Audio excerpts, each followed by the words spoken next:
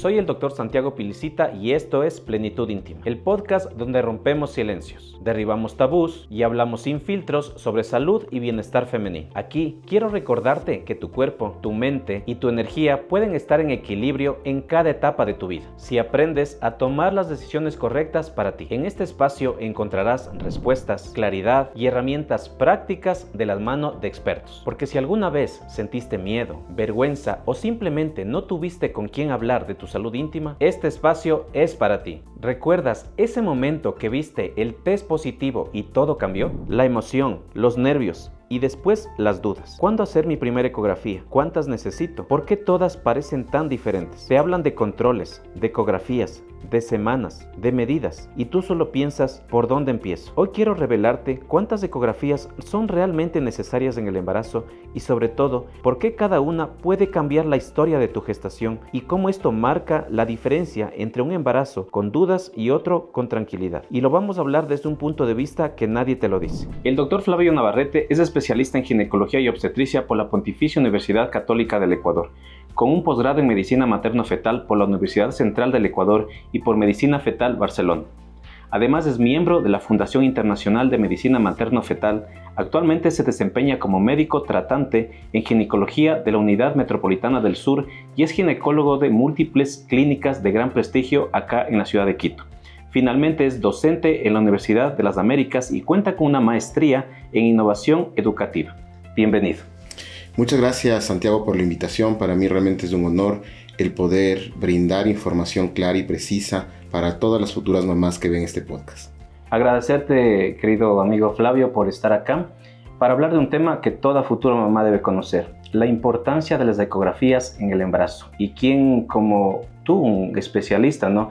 Yo le digo a él que es el maestro de los maestros en ecografía obstétrica, y pues siempre trato de invitar acá a quien tenga un conocimiento amplio sobre este tema. Entonces te quiero dar nuevamente la bienvenida y sé que pues tú te dedicas muchísimo al tema del embarazo de alto riesgo y a la medicina materno-fetal, que es una subespecialidad después del posgrado de ginecología y obstetricia. Nuevamente bienvenido. Muchas gracias, Santiago. Como te dije, es un altísimo honor el poder dirigirnos a todo el público de tu podcast para hablar de algo que realmente a mí me apasiona, que es no solamente el tema de la ecografía, sino la medicina fetal. El tratar de verle al feto como un nuevo paciente. Y yo sé que estoy completamente convencido que si nosotros le damos la información adecuada a la mamá durante su control prenatal, va a tener un embarazo con mayor tranquilidad y su núcleo familiar va a estar mucho más tranquilo y va a tomar decisiones más acertadas. Por eso es muy grato estar aquí. Ok, bueno, mira, cuando una mujer pues se entera de su positivo, ¿no? De su embarazo, muchas veces no sabe qué hacer, sabe que tiene que ir al ginecólogo a su primer control de embarazo, pero no sabe en qué momento debe ir, cuándo es esa primera ecografía, ¿no? Entonces, para que nos entienda nuestro público, ¿qué es la ecografía obstétrica? O sea, ¿qué evaluamos ahí para que primero entendamos desde lo básico y pues vamos a ir avanzando en ciertos detalles? Si yo te tendría que decir desde el punto de vista técnico, la ecografía es un estudio de diagnóstico y hoy por hoy es un estudio de cribado y nos ayuda a predecir algunas patologías, en donde nosotros tratamos de mirar al feto y todo su entorno, ¿no? En global. Y a través de esta visualización del feto con su entorno, nosotros poder tomar decisiones acertadas, tanto relacionadas con el crecimiento del bebé, tanto para descartar malformaciones fetales y todo tipo de complicaciones médicas del embarazo. Y todas las ecografías son lo mismo, es decir, por ejemplo, si va una paciente a tu consulta de 10 semanas, otro va de 22 semanas, otro ya de 40 semanas, ¿todas las ecografías es lo mismo? ¿Haces lo mismo en todas? Pues evidentemente la respuesta es no. Tengo que mencionarte que algo que hablamos anteriormente, hoy por hoy lo que dice la mayor parte de evidencia científica y está tratando de respaldar es que tenemos que hacer un control prenatal lo más temprano posible. Un estudio muy importante en el Reino Unido mencionó que si es que evaluamos a las pacientes antes de las 10 semanas, tienen mejor probabilidad de que su embarazo camine de manera adecuada. Y contestando a tu respuesta actual, Debo mencionarte que en cada trimestre se basa lo que nosotros valoramos en ecografía. Por ejemplo, en el primer trimestre del embarazo nosotros nos vamos a basar en visualizar la vitalidad cardíaca, que el bebé esté vivo, la localización del saco gestacional y hoy por hoy algo que es muy común, que son los embarazos gemelares, ver la corionicidad, es decir, si ese embarazo gemelar tiene 2 placentas, 2 bolsas amnióticas. En el segundo trimestre nos vamos a tratar de preocupar más bien por el descartar malformaciones anatómicas del bebé, ver también cómo está la placenta, ver las arterias uterinas para predecir ciertas patologías, y en el tercer trimestre nosotros nos vamos a encargar en sí de visualizar el crecimiento del bebé, cómo está la placenta, cómo está el líquido amniótico, la posición del bebé si tenemos algún problema en estas patologías. Y algo que estamos utilizando muchísimo en la actualidad es el estudio Doppler, para saber cómo está llegándole el oxígeno al cerebro del bebé. Es decir, no en todas las ecografías vemos lo mismo y cada ecografía tiene su indicación específica. Ok, sí, vamos a ir, a medida que vamos desarrollando la conversación, vamos a ir detallando un poquito cada vez más de esto. ¿Sabes qué me pasaba mucho? No sé si a ti te ha sucedido, que la paciente está embarazada y no sabe en qué momento hacerse el eco, ¿sí? Tú sabes que no siempre desde un inicio la ecografía nos va a dar una respuesta a eso, ¿sí? Si la paciente tal vez sale su prueba de embarazo positiva, pero tiene 4 semanas o menos de 5 semanas, posiblemente en esa ecografía no se va a ver aún nada, ¿no? Y muchas veces ha pasado que por coincidencia la paciente va a la consulta y pues le hacemos un eco, tal vez por un control ginecológico, todo estuvo normal, el útero estuvo vacío y después de 2 semanas resulta que estaba embarazada. Entonces, ¿en qué momento tú le recomendarías a una mujer hacerse su eco cuando ya sale su prueba de embarazo positivo para que se vea la imagen en la ecografía? Verás, en mi práctica privada, hoy por hoy me dedico el 90% de mi práctica a lo que es la medicina fetal y el estudio del feto en sí.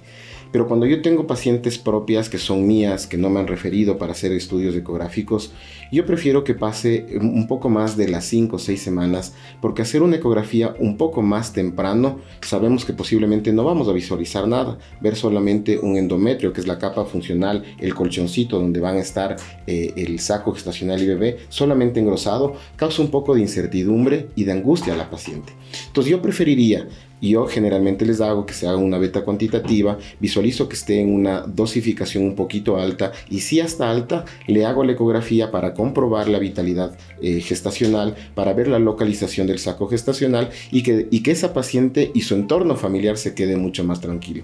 Porque darle la respuesta de que está positivo y que no le viste absolutamente nada dentro del útero y fuera del útero, le causa muchísima angustia al entorno familiar. Entonces, eso es lo que trato de hacer. Ahora, muchas pacientes muchos colegas me refieren y me mandan ecografías un poco tempranas. En esas pacientes lo que hago es tranquilizarlas, decirles que posiblemente en 15 días podemos ver, de acuerdo a cómo esté su dosificación de la hormona gonadotropina, y de acuerdo a eso vamos haciendo un seguimiento, ecografías seriadas dependiendo del caso. Ok, sí, porque para poder entender esto, y como estamos dirigiendo a nuestras pacientes, a un público no médico, si la mujer tuviera un ciclo menstrual muy regular, es decir, de 28 días, esa mujer está ovulando en el día 14. Entonces, si en ese día tuvo relaciones sexuales, va a haber la fecundación, unión espermatozoide y el óvulo.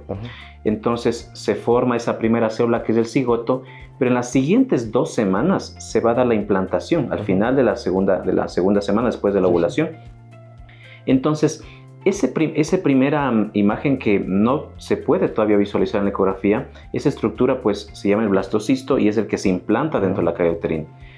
Ahí estamos recién en la 4ª semana, es decir, en el día 28. Entonces, la mujer ahí todavía ni siquiera tiene retraso, pero ya está embarazada.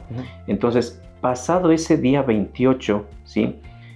¿En qué momento tú ya nos aclaraste que lo que tú haces en tu práctica clínica, pero muchas mujeres están como que angustiadas y todo, ya quieren hacerse su prueba de embarazo porque tal vez no utilizan anticonceptivos? ¿En qué momento tú le dices después de ese día 28, hágase la prueba? ¿Y qué tipo de prueba? Porque la prueba de embarazo existen algunas, las de orina, que son las cualitativas, de sangre hay cualitativas y cuantitativas. Entonces justo nos dijiste la cuantitativa, que nos va a dar el valor de la hormona del embarazo, la beta-HCG. Entonces, después de ese día 28, ¿en qué momento tú le dices, hágase la prueba y venga al consultorio para su ecografía? Es que si es que ya faltó la regla, pasamos del día 28, ya la gonadotropina coriónica está presente. Claro, entonces, evidentemente, yo le solicitaría una dosificación de gonadotropina cuantitativa en sangre. Estamos seguros que está embarazada, vemos cómo está la dosificación, o sea, cuánto marcó de cantidad de hormona que detectó el laboratorio, y de acuerdo a eso yo veo si tiene más de 5 o 6 semanas para realizar la ecografía y confirmar. Porque como te dije, lo otro causa un poco de incertidumbre, de pesar. Las pacientes están muy emocionadas por una prueba positiva, y hacerse una ecografía y visualizar solamente el útero con el colchoncito engrosado no les causa angustia. Ok. ¿Y cuántas ecografías tú recomiendas en el embarazo, ¿no? Como digo, vamos a ir detallando cada una de estas, pero ¿cuántas ecografías mínimo debería la mujer realizarse en el embarazo? Sabemos que hay recomendaciones de la Organización Mundial de la Salud y sociedades internacionales. ¿Cuál es el número mínimo que debería hacerse en el embarazo? Mi estimado Santi, te voy a dar 2 respuestas. Te voy a decir lo que dice la Organización Mundial de la Salud, lo que dice el Fetal Medicine de Londres, lo que dice Medicina Fetal Barcelona. Medicina Fetal Barcelona y todas estas organizaciones dicen que se debería hacer mínimo 3 ecografías durante el embarazo. Estas ecografías serían la ecografía de marcadores cromosómicos, que se hace entre las 11 y las 13.6 semanas, la ecografía de detalle anatómico fetal entre las 18 y 24 semanas, y la ecografía de crecimiento fetal, que antes se les hacía en los embarazos de bajo riesgo entre las 32, y hoy, a través de un estudio nuevo que es el Radio 37, se prefiere hacer entre las 36 y 37 semanas porque se detecta más bebés pequeños. Eso es lo que dicen las sociedades científicas, 3 ecografías. En mi práctica diaria y a través de nuevos estudios que se están publicando, nuevas actualizaciones del Lab Today, mencionan que lo ideal sería por lo menos hacer 4 ecografías. Y te voy a explicar por qué. La primera ecografía debería ser antes de las 10 semanas, porque eso nos va a disminuir la incidencia, por ejemplo, de detectar un embarazo ectópico de manera tardía. Esos embarazos ectópicos que se van a implantar fuera del útero, y que sobre todo se van a accidentar y que nos van a dar complicaciones, ¿no es cierto? Si nosotros hacemos una ecografía antes de las 10 semanas, vamos a tener muchísima más seguridad de que ese bebé está bien implantado, que ese saco gestacional está en el lugar donde debe localizarse. Y como te expliqué, ya en el Reino Unido se menciona que mientras más temprano se haga la ecografía, el primer control prenatal, esas mamitas que se hacen el primer control prenatal más temprano, tienen mejor respuesta o mejor evolución de su embarazo a futuro. Por eso es que yo en la actualidad, yo personalmente recomiendo realizarse una antes de las 10 semanas, una entre las 11 y las 13.6 semanas, que es la ecografía de marcadores cromosómicos, la ecografía de detalle anatómico fetal entre las 18 y 24 semanas, y la ecografía de crecimiento fetal, que puede ser entre las 32 y 36 semanas, dependiendo de los embarazos, si sean de bajo o alto riesgo. Ojo, pero estos son en los embarazos normales, ¿no? Claro. Hoy tenemos, y tú sabes, por el tema de reproducción, por el tema de que la mujer, por su derecho, yo les explico siempre y les digo a mis alumnas, yo me siento cada vez más feliz de que llego a la universidad y el 70% de las alumnas son mujeres. Ese deseo propio de la mujer, y que se lo ha ido ganando pulso, ha hecho que la mujer el día de hoy posponga la fertilidad. Al posponer la fertilidad, nosotros estamos con un gran problema, y el gran problema es que nos ha aumentado los embarazos a través de inseminación artificial, los embarazos gemelares, y los embarazos gemelares ya son completamente distintos. Si tenemos un monocorial, es decir, una sola placenta para los dos, tendremos que hacer ecografías de seguimiento cada 2 semanas desde la semana 14 para evitar o detectar las complicaciones de eso. Si tenemos un bicorial, haríamos con menos regularidad, pero más intensos o más frecuentes que los normales que te mencioné anteriormente. Sí, y esto es importante. No solamente pensaría yo que es de hacerse 3 ecografías de acuerdo a las recomendaciones o 4 ecografías, sino saber hacerse en el lugar correcto, ¿no? Porque una mujer se puede hacer 10 ecografías en el embarazo, pero si cayó en manos inexpertas, ninguna ecografía, pues que pensaría yo que va a ser válida, ¿no? Entonces, si se basa esas 3 ecografías mínimas, pues debería hacerse en un lugar en donde el especialista, pues como tú, se ha preparado en medicina materno-fetal para ver detalles muy específicos, ¿no? No solamente, esto a mis pacientes y a nuestro público, no solamente es de coger y escuchar el corazón del bebé, pues hay muchos detalles y tú sabes que en cada eco hay cosas muy puntuales de ver en un bebito, ¿no? Entonces, ya yendo y detallando este tipo de ecografías, en esa primera ecografía de menor de 10 semanas, ¿qué es lo que tú ves ahí? ¿Sí? Aparte del latido, que claro es la parte emocional para los padres y todo, ¿qué es lo que tú ves en esa primera ecografía para darle tranquilidad a la paciente? Yo procuro ver, y lo que normalmente nosotros debemos ver, es la localización del saco gestacional. Que el saco gestacional esté localizado en el fondo del útero, que tenga un saco vitelino, que tenga un embrión, que haya una frecuencia cardíaca fetal. Inmediatamente yo mido o veo, el cuerpo lúteo, porque me da una respuesta si es que existe o no algo que va a mantener el embarazo, que yo les digo a mis estudiantes, la progesterona, que es una hormona que produce la mujer, es la que le hace el colchoncito más suavecito y más agradable al saco gestacional para que se implante. Yo siempre valoro esas 3 cosas, esas 4 cosas principalmente en esa ecografía. No es una ecografía muy compleja, pero mira lo que tú dijiste, es tan importante que cuando yo empezaba en este mundo de la ecografía, nos decían que no es cuestión solamente de coger y escuchar la frecuencia. Se decía que para que tú seas apto para hacer una ecografía solo de visualización de estas 4 cosas, deberías tener una curva de aprendizaje de mínimo 150 ecografías, ¿no es cierto?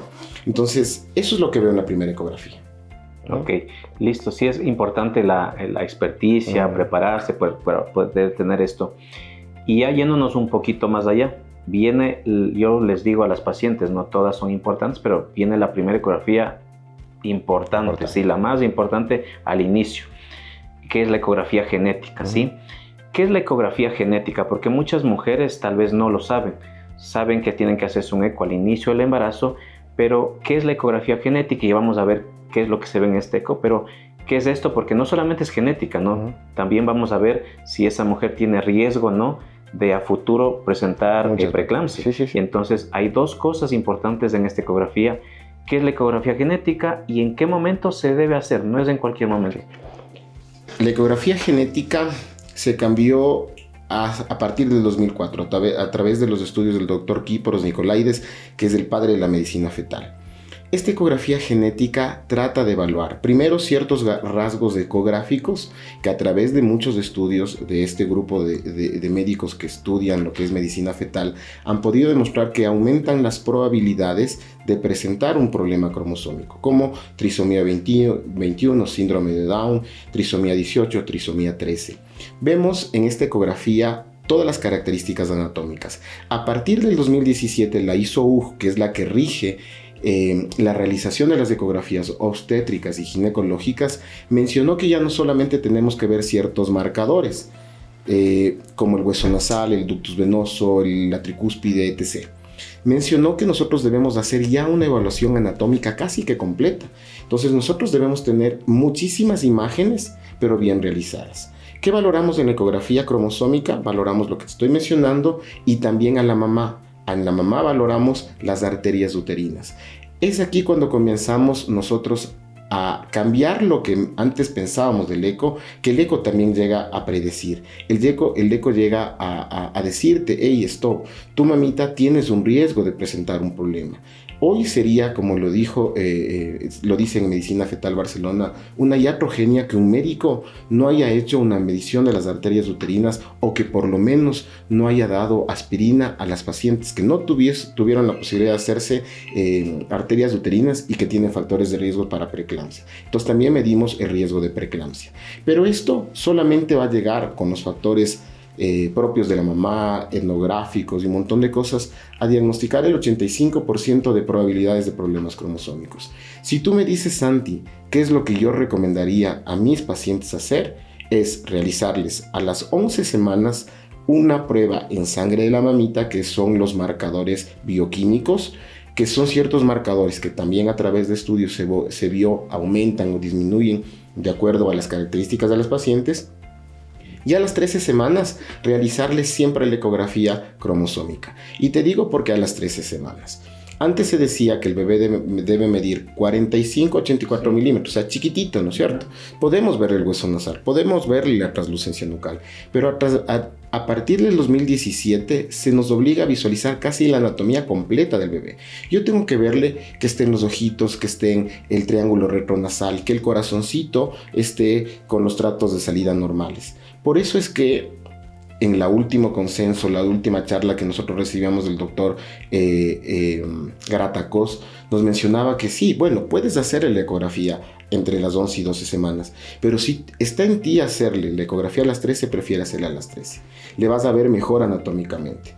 ¿Qué es lo que yo he hecho en mi hospital, en el hospital donde yo trabajo? Y a todos los doctores que envían o a veces del centro de salud saben que las pacientes llegan preferible a las 13 semanas, porque con eso no pierdo un turno de una paciente que le voy a evaluar anatómicamente.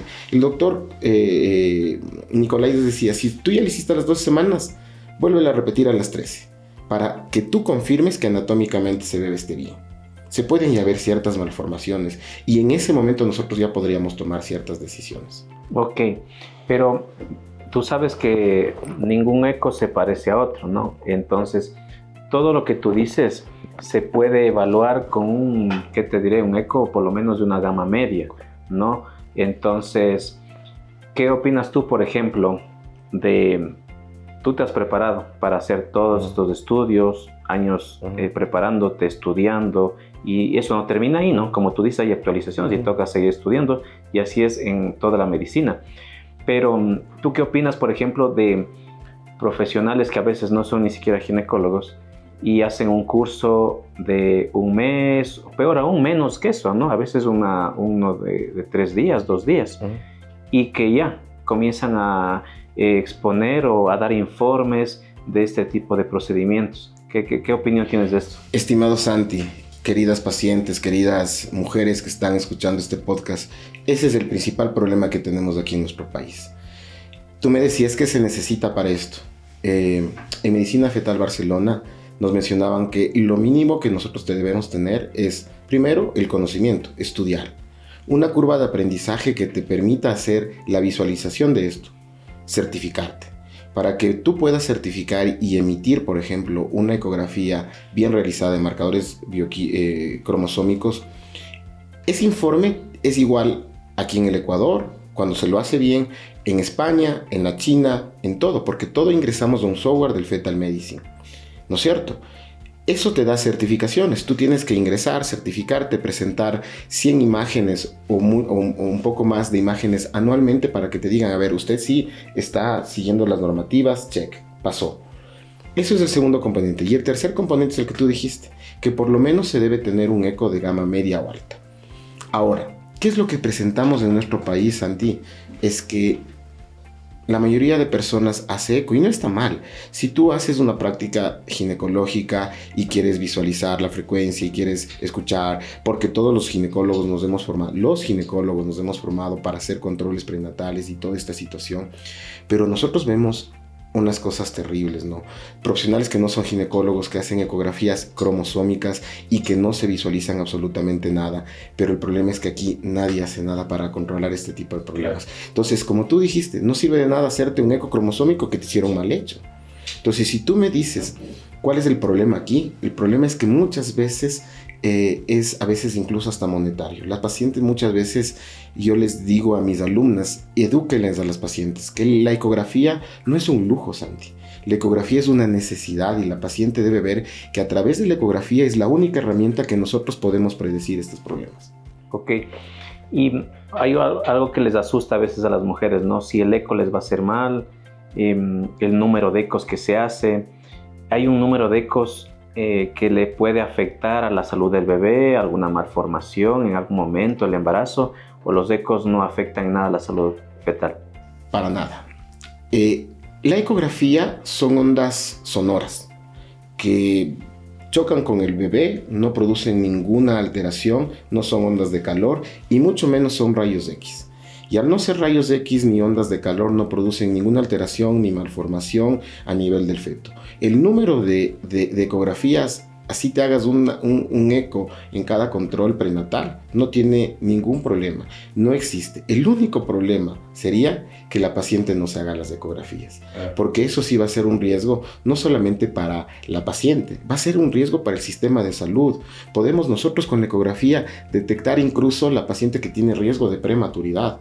Hoy los centros públicos de neonatología están abarrotados por eso mismo, por bebés prematuros, que posiblemente no se preveyó antes, ¿no es cierto? Antes, a las 3, prevención, a las 20 semanas no se le hizo una medición del cuello del útero.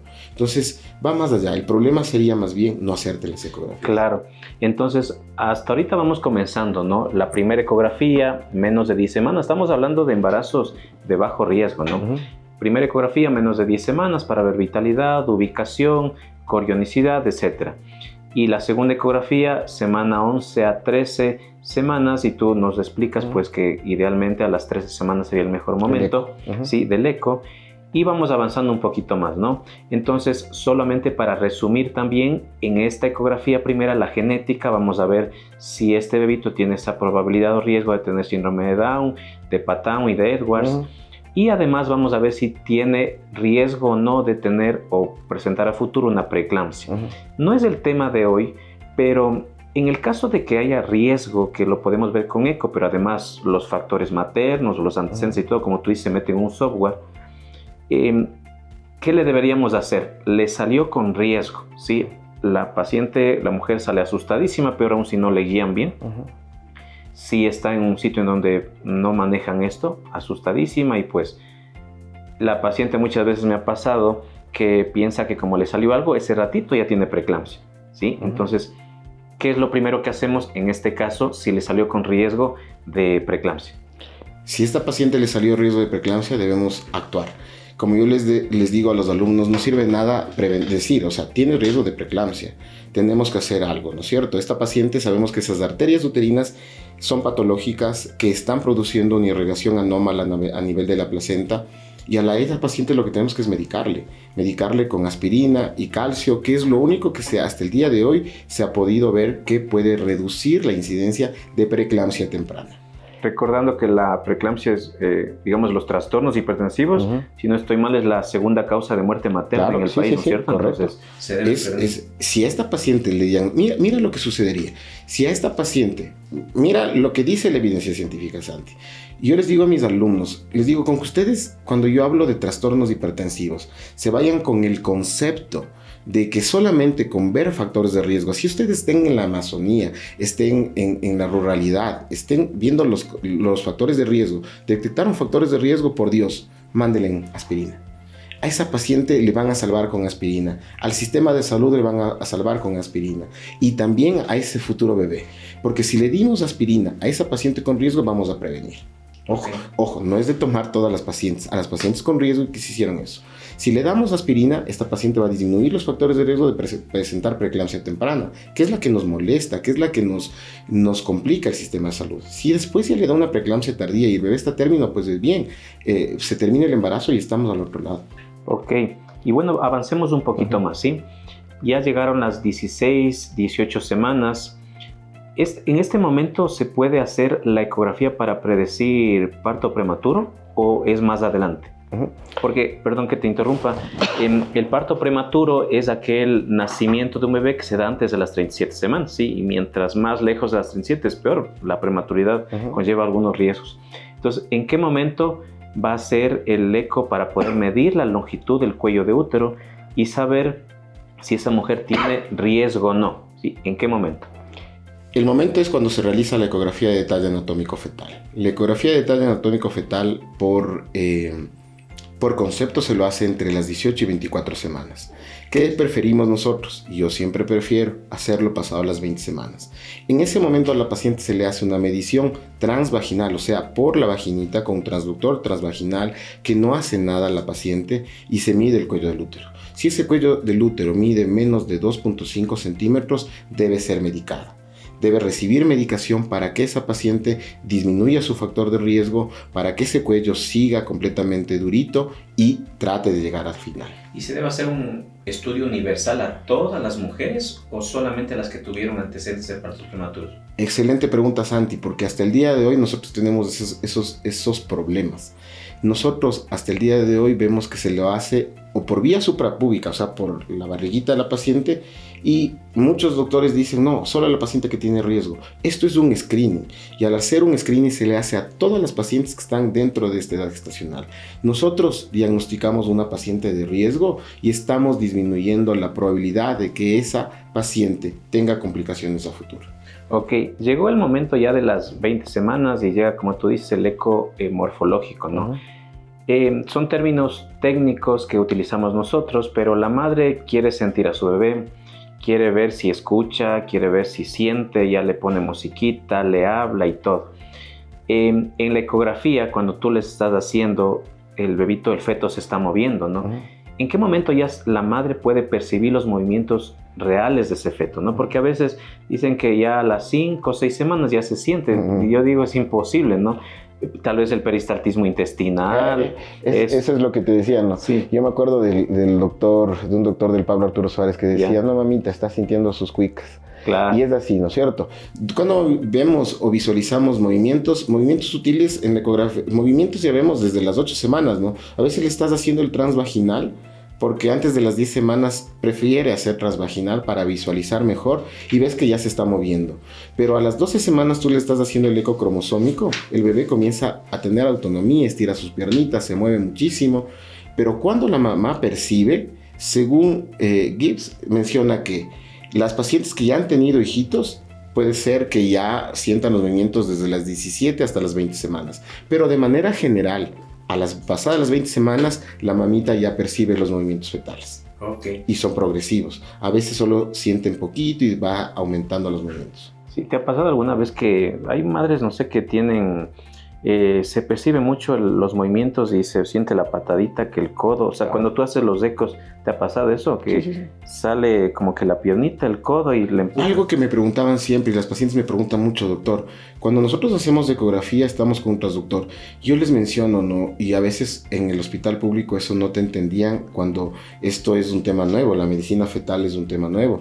Tú rotaste, Santi, por mi hospital y recuerdas que antes no es que te daban tiempos por las ecografías, se hacían 10 minutos, 5 minutos y chao. Claro. ¿Cómo no olvidar? Metropolitana del Sur, inolvidable. Ahora entender que la ecografía, lo primero, cuando nosotros hacemos una ecografía de calidad, no tiene tiempo. Y cuando yo estoy haciendo la ecografía, a veces tengo que moverle al bebé. Y las pacientes me dicen, doctor, ¿eso no le duele al bebito? Y le tengo que decir que no le duele. Que no le duele, que el bebé solamente siente a veces lo que se mueve, el bebé está pateando, a veces no me deja hacer el eco porque se mueve. Y esa es la razón por lo que yo digo, ¿no? Un médico radiólogo, con mucho respeto a mis amigos radiólogos, evaluó un apéndice y el apéndice está quietita, ¿no? Claro, sí. Pero yo estoy con un bebé que se mueve y a veces me toca, señora, espérese un ratito, camine, porque necesito visualizar posiciones adecuadas, que cumplan las normativas del ISO, del Colegio Americano. Entonces, señora, camine, le muevo un poquito. Es un poco complejo ese tema. Sí, ya viene el eco morfológico y el eco morfológico detalla todo, sí, como el nombre lo dice, morfológico, anatómico. Entonces, bueno, necesitaríamos horas y horas para hablar del eco morfológico, pero en general, ¿qué es lo más importante que tú le ves en ese eco y que deben saber nuestras pacientes para que se queden tranquilos? El eco morfológico es uno de los ecos más importantes, que debe cambiar el concepto nuestras queridas pacientes, porque cuando a mí, por ejemplo, me refieren muchos pacientes y se contactan, me dicen, doctor, ¿el eco morfológico es el que le va a hacer en 4D o le va a ver la carita del bebé? La parte emocional. Es la parte emocional y es el vínculo. Tú no puedes romper el vínculo, le digo, y lo que yo hago normalmente en mi práctica privada y en mi práctica pública, en el eco morfológico sí trato de verle la carita al bebé, pero el eco morfológico va más allá de eso y de otro componente que es importante, el sexo fetal. El eco morfológico es ver detalladamente cada región de del cuerpo. La cabeza, el cuello, la carita, los labios, que tengan las orejitas, que tengan sus manitos completas, que sus deditos estén bien, que el corazón esté completamente adecuado, que la vejiga esté bien, que sus miembros estén bien. Es un análisis completo, incluso de la columna del bebé, toda la anatomía del bebé. Además de eso, nosotros valoramos placenta, líquido amniótico. Y algo importantísimo, como ya mencionamos, es la cervicometría, que es la medición del cuello para riesgo de parto prematuro. ¿Vuelves a medir las arterias uterinas en el eco morfológico? Entendiendo que en el eco genético a las 11-13 semanas medimos arterias uterinas para predicción de preeclampsia. Si todo está bien ahí, ¿vuelves a medir nuevamente en el eco morfológico? Completamente de acuerdo. Volvemos a medir. Y es una pregunta que me hacen siempre mis alumnos, porque como saben que me apasiona muchísimo este tema, les menciono lo siguiente. Bueno, yo sé que te apasiona también otras cosas, ya te voy a hacer otras preguntas después. Bueno, dejamos para luego. Verás, algo que me gusta muchísimo es que cuando los alumnos me preguntan por qué medimos otra vez las arterias uterinas, y yo les menciono que las arterias uterinas medidas en el segundo trimestre, con más probabilidad, si me son patológicas, van a predecir una preeclampsia. Con más probabilidad. Entonces me dice, ¿para qué le hacemos a las 13 semanas? El problema es que si nosotros no hacemos a las 13 semanas y no intervenimos en ese momento con la prevención, que es la aspirina, estamos dejando pasar el periodo de oro, que es dar aspirina hasta antes de las 16 semanas para que sea efectivo la prevención. Es decir, la mala placentación. Sí, es la mala placentación. Claro que sí medimos las arterias uterinas. Son mucho más efectivas incluso para predecir preeclampsia. Pero ¿por qué lo hacemos en el primer trimestre? Porque es más efectivo prevenir en el primer trimestre. Ok, listo. Entonces, justamente lo que tú nos decías, en esta semana viene el eco emocional, ¿no? Uh-huh. Y actualmente hay el eco 2D, el 3D, el 4D, no sé hasta cuánto, el 5D también creo. ¿Cuál es la diferencia entre toditos estos números? Porque la paciente quiere ver la carita. Uh-huh. Si viene la carita, las manitos, a color, ¿cuál es la diferencia? Alguna vez cuando pasé por Quevedo y vi tu consultorio, vi que publicitabas Eco 7D. 7D. No, todavía no existe. No, ¿verdad? No, sí hay en Europa. Soy el único ginecólogo en el país que oferta eso. Tengo el equipo. Yo había visto, y lejos de la broma de amigos que somos nosotros, había visto una publicidad en la costa, ¿no? Que decía Eco 8D. Y me quedaba loco porque las pacientes me dicen, Doc, ¿y eso le va a hacer una ecografía a color o es blanco y negro? Y yo te puedo decir que la ecografía, la que mejor se ve es la 2D. La que hasta el día de hoy nos sirve para descartar la mayor parte de malformaciones es la 2D. Es decir, que la 2D sigue siendo la primordial para ver malformaciones. Ahora, yo veo, las pacientes me dicen, doctor, vengo porque quiero hacerle la ecografía 4D, 5D, le hago la reconstrucción, le hago la visualización de la carita, pero no es la mejor. O sea, la ecografía 3 y 4D, como yo les digo a mis alumnos, es más comercial. Si las pacientes te dicen, doctor, yo quiero verle la carita, sí, es un lapso emocional de las pacientes que van a veces con sus familias, le ven la carita, le tratan de conocer antes de nacer al bebé, y es muy bonito eso, pero es mucho mejor la 2D. Ya, y cuando, por ejemplo, si ya estamos en estas semanas del eco morfológico, vemos el eco 3D, 4D, todo, ¿tú combinas en algún momento específico un eco obstétrico que viene aquí a nivel abdominal con un eco vaginal? ¿Hay alguna situación del embarazo que necesitas combinar las dos? Completamente de acuerdo.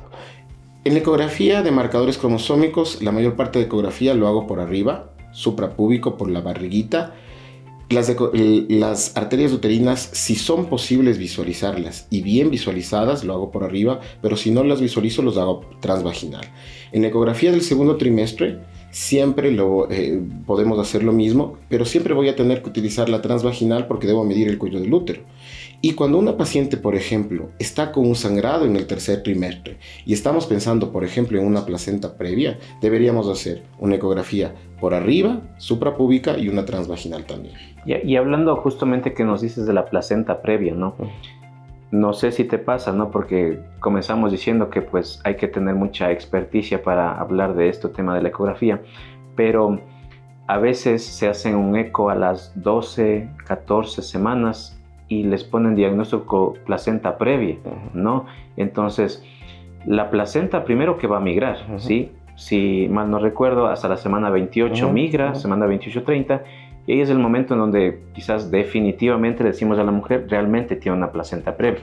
Entonces, está bien diagnosticar a la semana 14, 15, decirle tiene placenta previa, pero es un diagnóstico complejo, ¿sí? Una causa de hemorragia obstétrica. Uh-huh. Entonces, está bien decirle ahí el diagnóstico en esa semana. Te voy a responder con una anécdota que me pasó esta semana. A mi consulta llega una paciente para hacerse el eco de detalle anatómico, 21 semanas, llega en silla de ruedas. Yo pensé que tenía un problema, realmente un problema tal vez físico de la paciente. Y le dije, ¿por qué viene con silla de ruedas? ¿Puede caminar? Me dice, sí, es una paciente referida por un colega.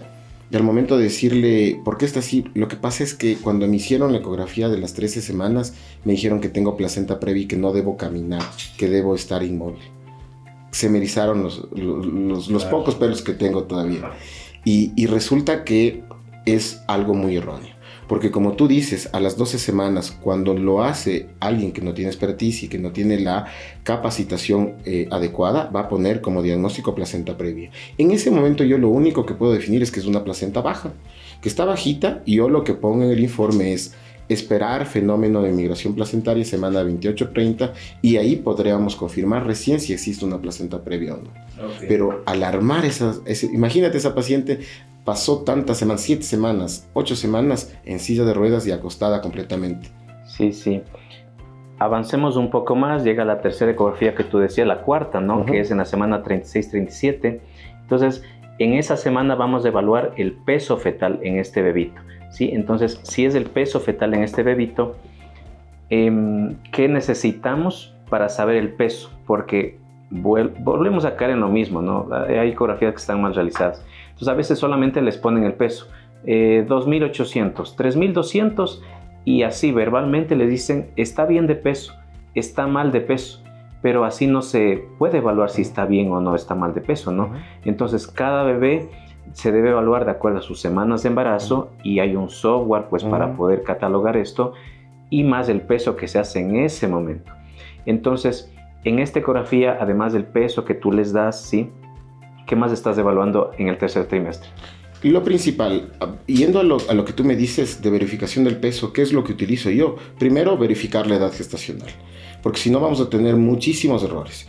¿Cómo verifico la edad gestacional? Hoy ya debería ser una regla que en la ecografía de marcadores cromosómicos, el médico que le hace la ecografía de marcadores cromosómicos, antes se decía si difiere una semana, hoy se dice que así difiera un día, tienes que dar una nueva fecha de última regla corregida, modificada. Verificar que esté con una buena datación de la edad gestacional primero, para saber si lo que yo estoy midiendo, que es la cabecita, que es el abdomen, que es el fémur, me da, porque la calculadora es lo que mide, un peso adecuado. Y a través de ello ingresar el peso fetal con el sexo del bebé a la calculadora del Fetal Medicine, y que me dé el percentil de crecimiento. ¿Cómo yo valoro si un bebé está creciendo bien? A través del percentil de crecimiento. Entonces yo a mis pacientitas les hago una gráfica muy sencilla en donde les indico que lo que está sobre el 10 está bien, ¿verdad? Lo que está bajo el 10 y menos del 3 es un peso bajo, y menos del 3 ya es una restricción de crecimiento.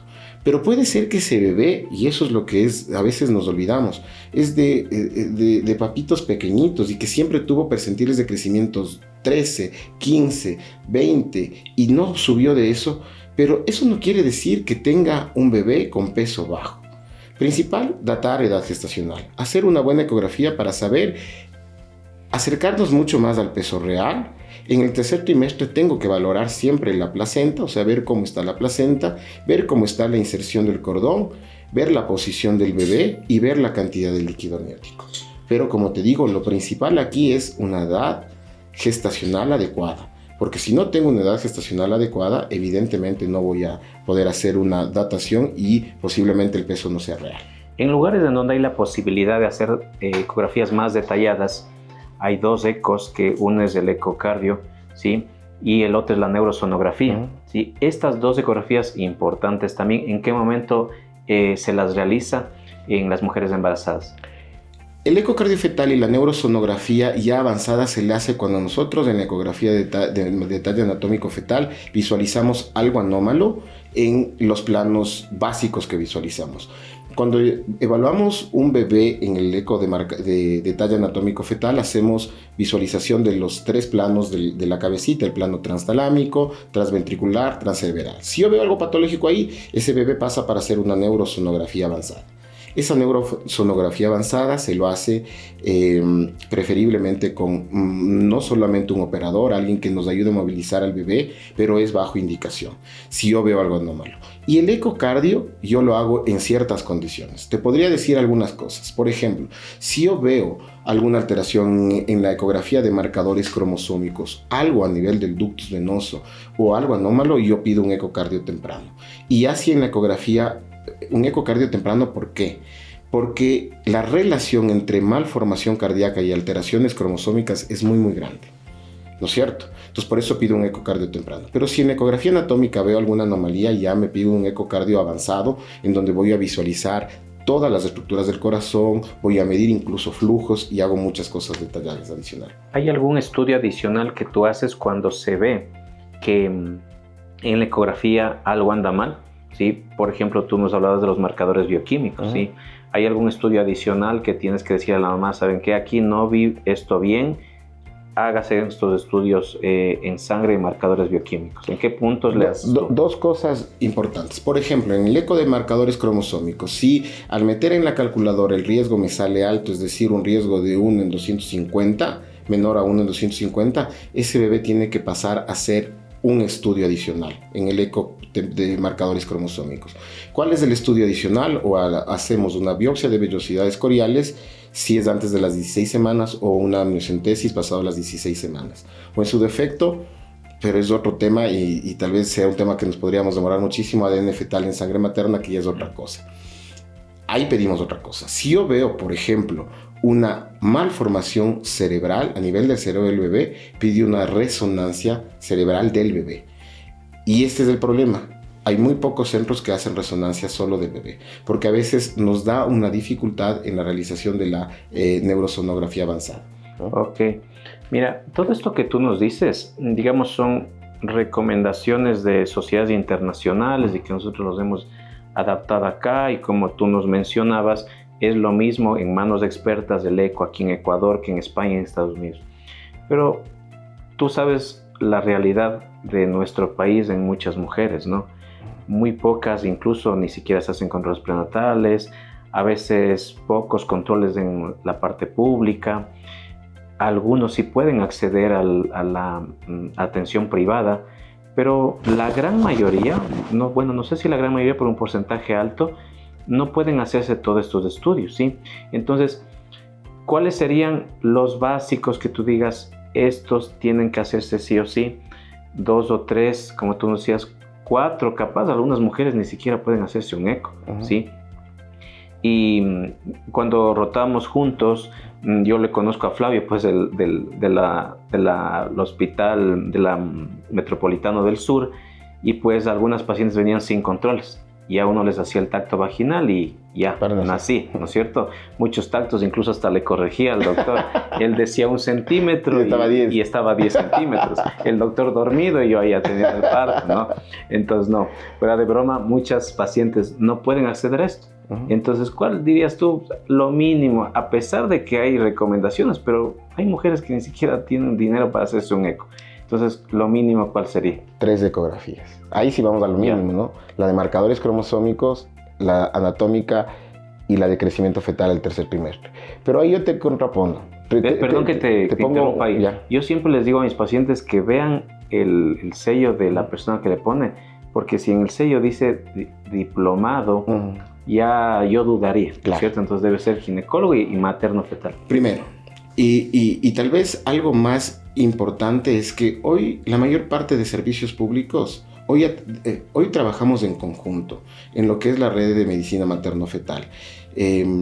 Mira, en España, quien hace la ecografía cromosómica no es específicamente el doctor Gratacos o la doctora Crispi, ¿no? Hacen los técnicos, los que son encargados de hacer. Ya las ecografías que están patológicas hacen grupos que se dedican solo a ver la cabeza del bebé, el corazón, el abdomen, cosas genéticas.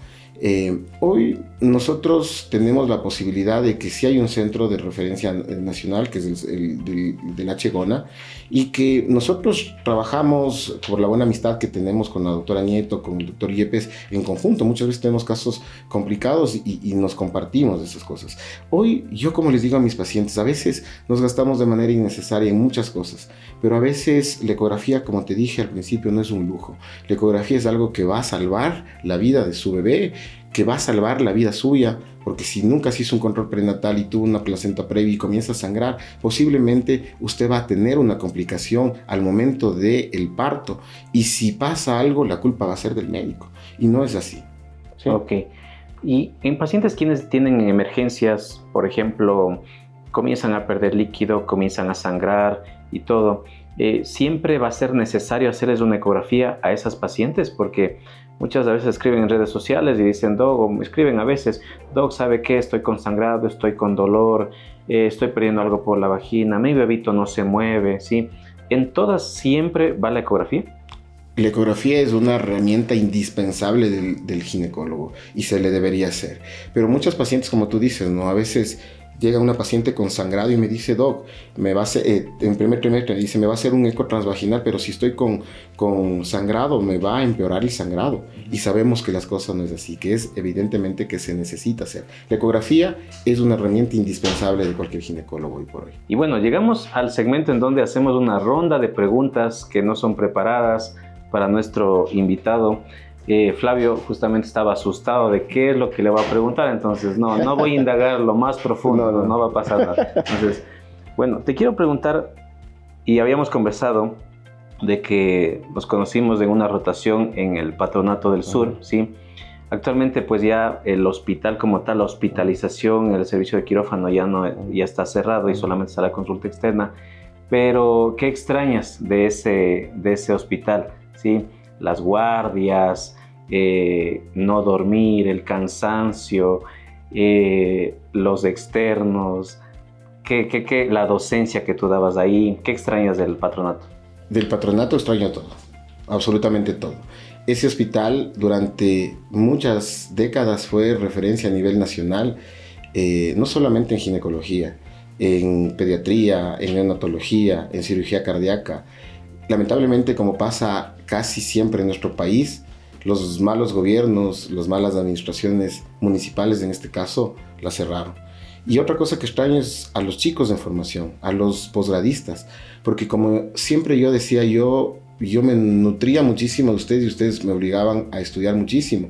Y como recuerdas, siempre les decía, hoy vemos un caso clínico y vamos a revisar algún artículo. Eso extraño la docencia. Sí, me acuerdo que la primera guardia, me acuerdo que me dijiste ahorita que me lo dices, me hiciste acuerdo, ¿no?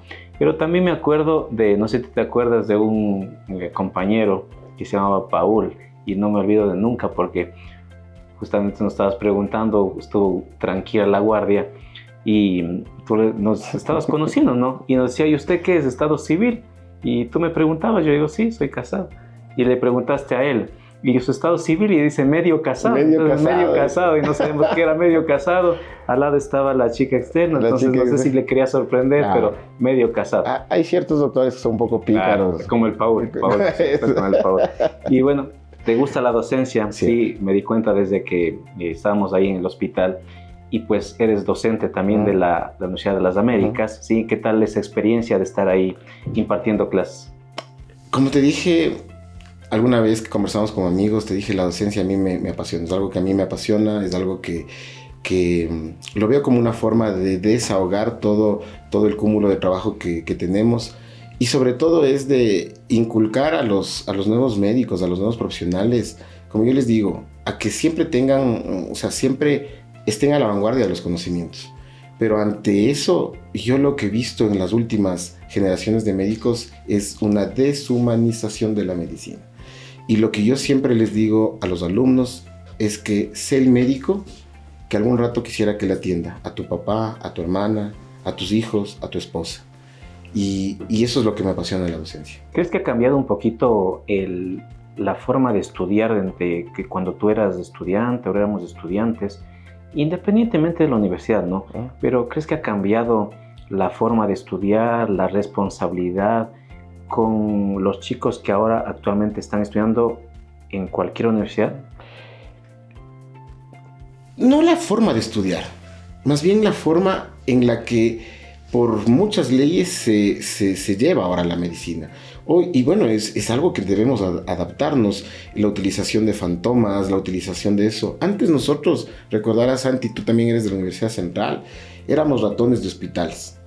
Vivíamos nuestro internado metidos en el hospital. Hoy ya no se puede eso, porque hay muchas leyes y también muchas que son completamente verídicas. Es que se trata de limitar mucho el contacto del estudiante con el paciente.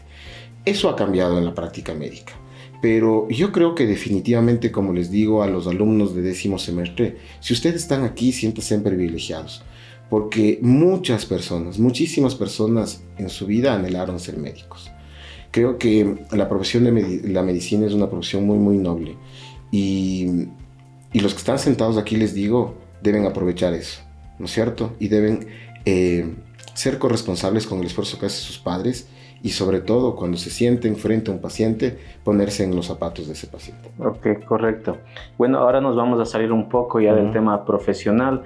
Yo te veo que tú, tu papá, tu hijo, sí, son hinchas de un equipo a muerte y siempre te veo a veces que publicas, ¿no? en tus redes. Entonces sabemos que el equipo que es hincha es la liga, ¿cierto? No, es el Aucas, ¿no es cierto? Entonces yo te veo, o sea, pero súper apasionado por tu equipo, ¿no? ¿Qué te llevó así a tener esa pasión? Entiendo que también le inculcas eso a tu hijo, o sea, ¿qué te llevó a ser hincha del Aucas? Para mí el Aucas te define en una palabra, es herencia.